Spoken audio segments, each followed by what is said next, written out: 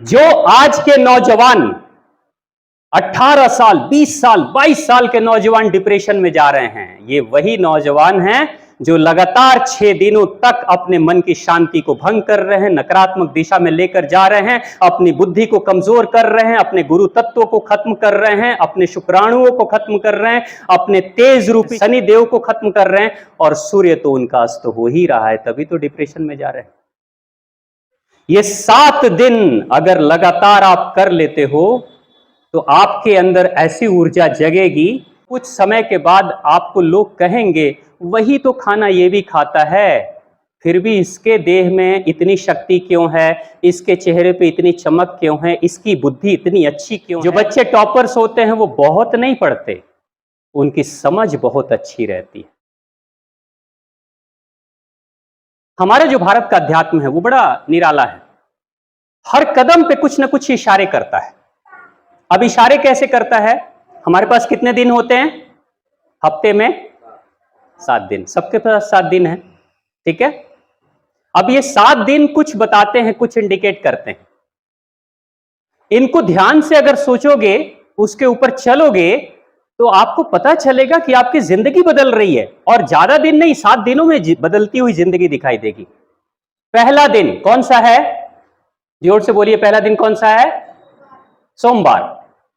सोमवार किसका दिन होता है? शंकर भगवान। सोम चंद्रमा, एक रस होता है सोम रस देवताओं का।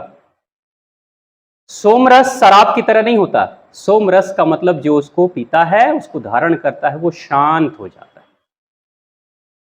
यानी सोमवार के दिन चंद्रमा सक्रिय रहता है, इसलिए भगवान शिव शंभू के सर पे भी चंद्रमा है। तो सोम यानी शीतल।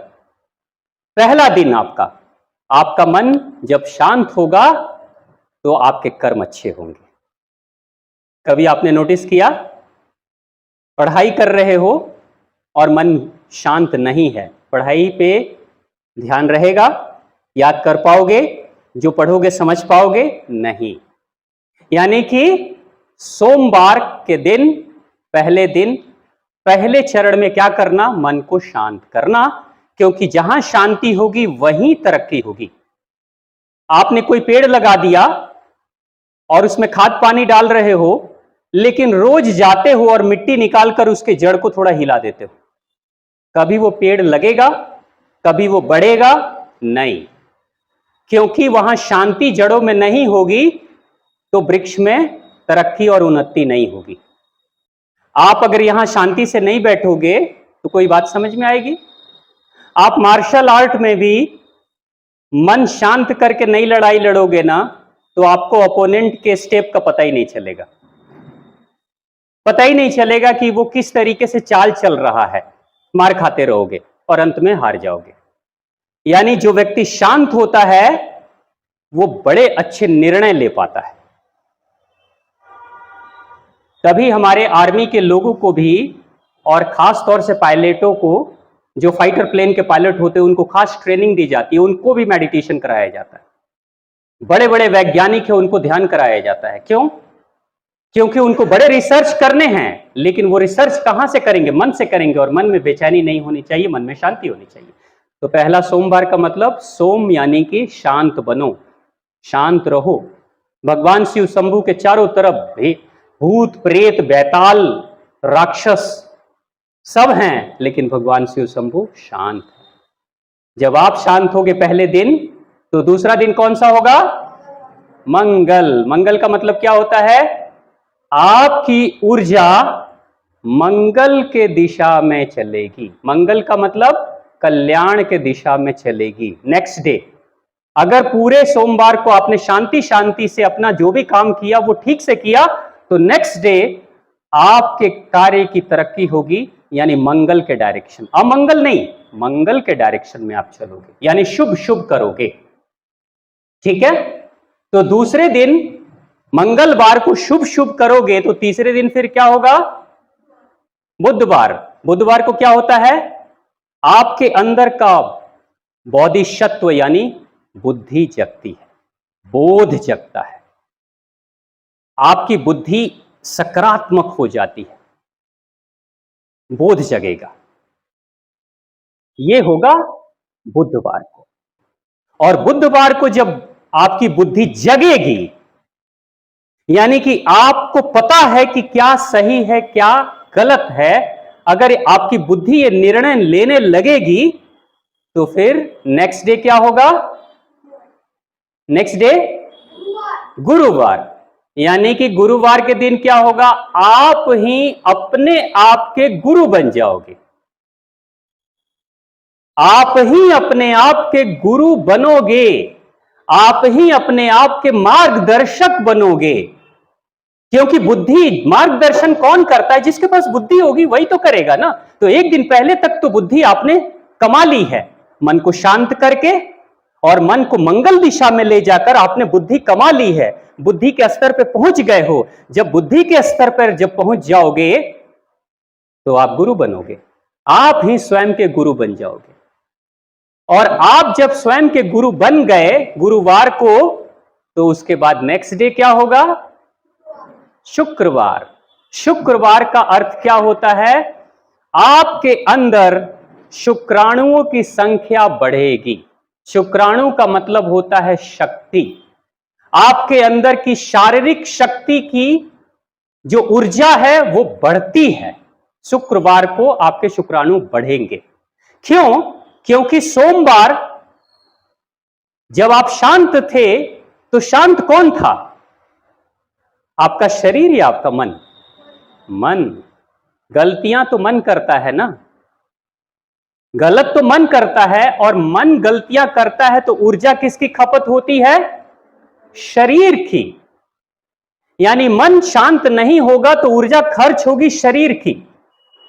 तो आपने सोमवार को ऊर्जा बचा ली और मंगलवार को सकारात्मक दिशा में ऊर्जा को प्रवाहित कर दिया, और सकारात्मक दिशा में ऊर्जा को प्रवाहित किया तो आपकी बुद्धि जग गई, और जब बुद्धि जग गई तो गुरु बन गए। अब गुरु बनने का मतलब क्या होता है? आपको एग्जैक्ट पता चल गया क्या करना है क्या नहीं करना। गुरु का मतलब यही होता है, यानी अंधकार से प्रकाश में जाना, यह गुरु है। गुरु ये नहीं कहेगा कि दो रास्ते हैं तो इसी रास्ते पे चलो, या इस रास्ते पे कहोगे जिधर चलना है उधर चलो, ऐसा गुरु नहीं कहेगा। गुरु कहेगा जो रास्ता तुम्हें गड्ढे में गिराता है उसको छोड़ो, और जो लेकर तुम्हें अपने लक्ष्य तक जाता है उसको धारण करो, उस पे चलो। यानी ये गुरु करता है। तो गुरुवार को ऐसा होगा जब सही दिशा में चलोगे। अभी जैसे बच्चे आप लोग प्रैक्टिस कर रहे हो, रोज प्रैक्टिस करते हो, कितने घंटे प्रैक्टिस करते हो आप लोग? कितने घंटे? 1.5 घंटे करते हो, रोज करते हो। लगातार लगातार करोगे तो क्या आपके शरीर की शुक्राणुओं की संख्या नहीं बढ़ रही है? बढ़ रही है। आप कुछ सालों तक लगातार अगर कर लोगे, कुछ महीनों तक लगातार कर लोगे, तो आप लोग देखोगे कि आप बहनें, आपकी जो दूसरी क्लासमेट लड़कियां हैं ना, उनसे ज्यादा शक्तिशाली होगे। पंजा मिलाकर लड़के दिखा देना, वो हार जाएंगी। आप उनसे लड़के देख लोगे, वो हार जाएंगे। उनसे ज्यादा दौड़ के दिखा दोगे, उनसे ज्यादा स्टेमिना होगी। ये शुक्राणुओं की बढ़ने की शक्ति के कारण से ऐसा होता है।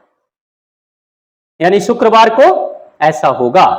अब शुक्रवार को शुक्राणु बढ़ेगा तो फिर क्या होगा?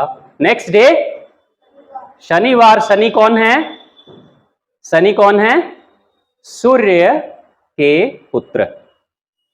यानी कि जब आप की शक्ति बढ़ेगी शुक्रवार तक, तो आप नेक्स्ट डे आपका ओज बढ़ेगा, यानी कि वाइटल एनर्जी। आपने कई बार कई लोगों को देखा होगा कि कुछ लोगों के चेहरे पे चमक रहती है और कुछ लोगों के चेहरे पे लगता है जैसे फीका फीका सा दिखाई दे रहा है।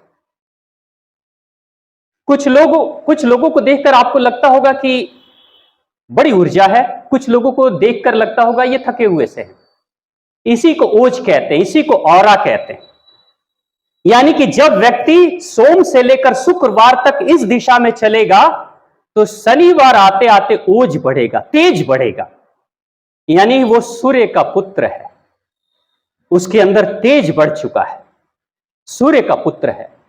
और शनि देव के बारे में कहते हैं, शनि देव को प्रसन्न करने के लिए सबसे अच्छा रास्ता क्या है? कभी गलत मत करो, भस्म कर देंगे, नाराज हो जाएंगे।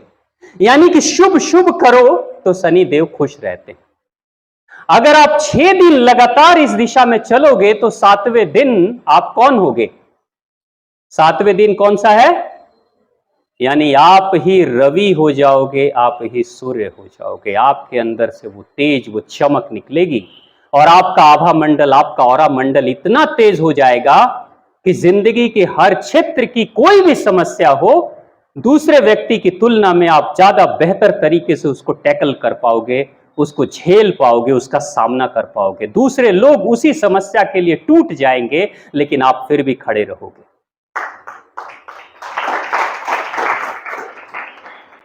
जो आज के नौजवान 18 साल, 20 साल, 22 साल के नौजवान डिप्रेशन में जा रहे हैं, ये वही नौजवान हैं जो लगातार 6 दिनों तक अपने मन की शांति को भंग कर रहे हैं, नकारात्मक दिशा में लेकर जा रहे हैं, अपनी बुद्धि को कमजोर कर रहे हैं, अपने गुरु तत्वों को खत्म कर रहे हैं, अपने शुक्राणुओं को खत्म कर रहे हैं, अपने तेज रूपी शनि देव को खत्म कर रहे हैं, और सूर्य तो उनका अस्त हो ही रहा है, तभी तो डिप्रेशन में जा रहे हैं।